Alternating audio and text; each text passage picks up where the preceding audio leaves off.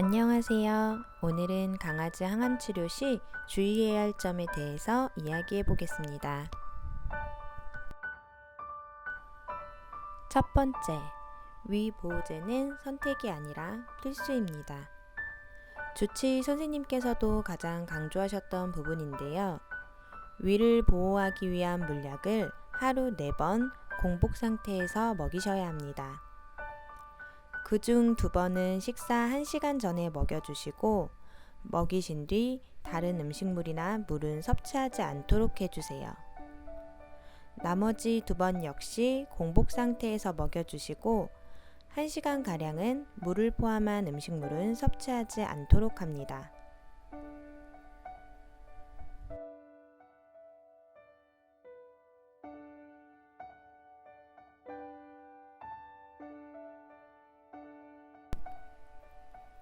두 번째, 탄수화물은 줄이고 단백질을 늘려주세요. 암은 탄수화물을 좋아한다고 합니다. 그래서 단백질을 섭취하는 것을 권장하는데요. 그렇다고 단백질을 너무 과하게 먹일 경우 췌장염에 걸릴 위험이 있어 주의하셔야 합니다. 쇼군은 기존에 먹던 사료에 중간중간 소량의 단백질 간식과 신선한 과일, 채소를 급여하고 있습니다. 고구마나 바나나 같은 탄수화물이 많은 음식은 금지해주세요. 세 번째, 영양제보다는 유산균을 급여해주세요. 강아지 항암과 관련된 자료를 찾다 보니 다양한 항암 보조제나 영양제가 있어 주치 선생님께 문의한 결과 너무 많은 보조제나 영양제를 급여할 경우 간에 무리를 줄 수도 있고 한 사이클 총 4번의 항암을 진행해 본 뒤 아이의 상태를 고려하여 결정하기로 했습니다. 하지만 유산균은 면역력 향상에 많은 도움을 주므로 꼭 먹이기를 권하셨습니다. 네 번째, 산책은 최소한으로 진행합니다.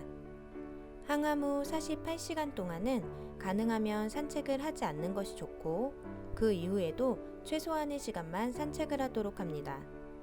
면역력이 많이 저하되어 있는 상태라서 외부의 해로운 물질이 아이에게 영향을 줄 수도 있고 추운 날씨에는 감기에 걸릴 수도 있기 때문입니다. 쇼군은 원래 실외 배변만 하던 아이라 선생님과 상의하에 48시간 동안 배변을 위한 산책만, 그 후에는 컨디션을 고려하며 짧은 산책을 자주 하기로 했습니다.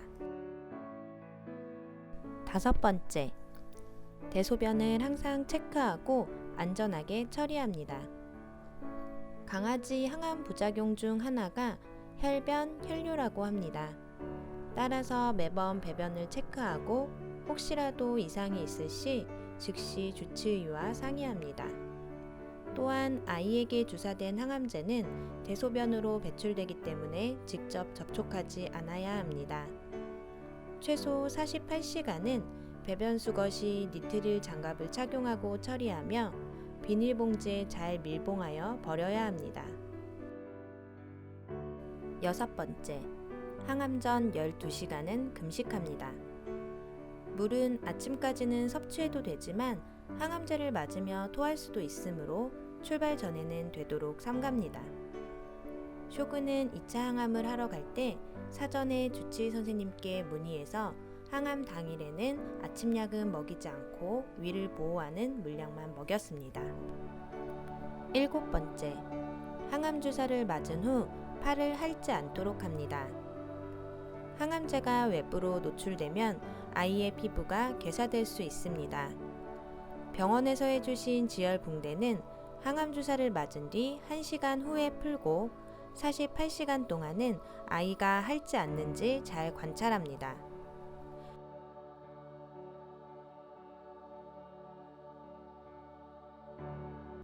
여덟 번째, 깨끗하고 시원한 물을 자주 급여합니다. 너무 차가운 물은 설사를 유발할 수 있어 주의합니다. 스테로이드를 복용하기 때문에 물을 충분히 섭취할 수 있도록 해주세요. 아홉 번째, 시원하고 쾌적한 공간을 제공해주세요. 아이마다 다르겠지만 항암 치료를 하는 동안 열이 많이 나기도 합니다. 쇼군도 2차 항암 후에는 계속 현관에서 생활할 정도로 많이 더워했습니다. 시원한 공간을 제공해 주시되 배가 너무 오래 차가우면 배탈이 날 수 있으므로 조심해 주세요.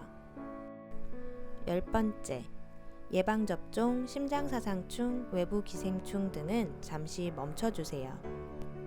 면역력 저하로 해당 약물들은 치명적인 위험을 초래할 수 있습니다. 저희는 아이가 완치된 후 접종할 것을 권장받았습니다. 그래서 산책 시에도 진드기가 있을 수 있는 풀밭이나 청결하지 못한 장소는 피했습니다.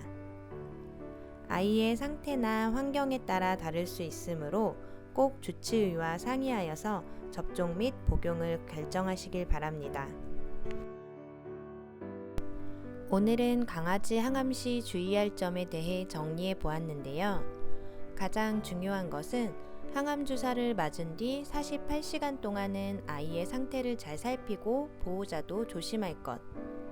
위를 보호하는 물약은 빼먹지 말고 꼭 시간을 맞춰 급여할 것. 그리고 가장 중요한 주치의 선생님과 자주 소통하고 사소한 것까지 상의할 것입니다.